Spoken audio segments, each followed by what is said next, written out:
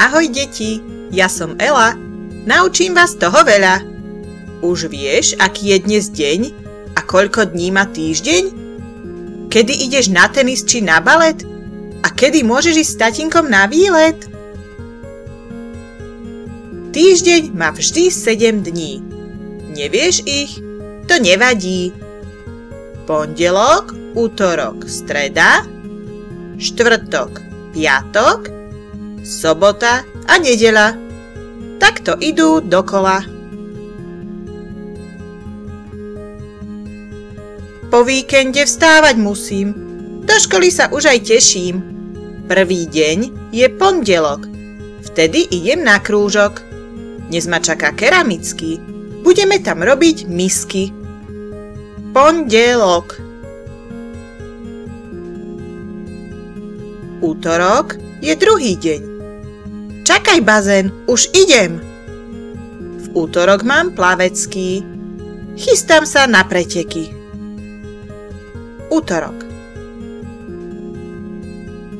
V stredu i hneď po škole chystám mrkvy surové, preškrečky a zajačiky, lebo máme chovateľský. Streda.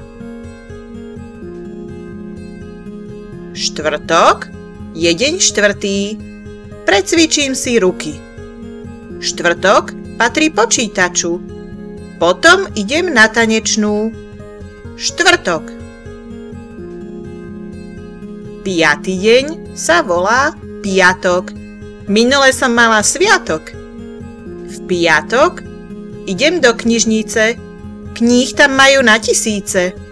Vyberiem si 1, 2, čítam celé poobedie. Piatok. Sobotu mám pre priateľov na výlety a na zoo. Do školy ísť nemusím. V sobotu ja dlho spím. Sobota. A posledný, 7. deň, nedeľa je, už to viem. Máme obed slávnostný, či oslavu u babky.